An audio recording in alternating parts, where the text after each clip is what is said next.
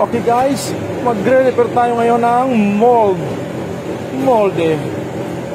Nabildapan ko na oh. May guhit kasi ito dito. Pero ito, hanggang dito lang yung ginagawa, hanggang dito lang. Kaya may group din to. Pero meron kasing scratches dito na kailangan kong ma-eliminate.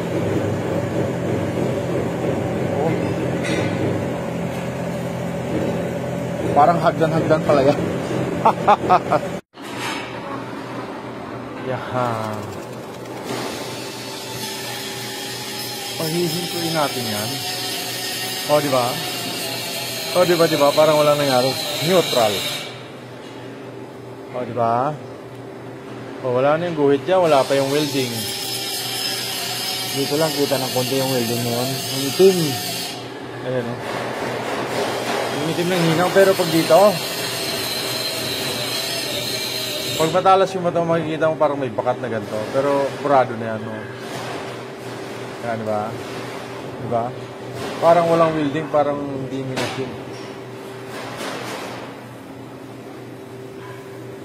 Di ba? Ayan, no? Parang may shadow.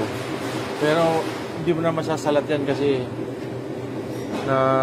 na-machine na siya ng straight. O, di ba? Thank you for watching. Bye-bye. Magic yan.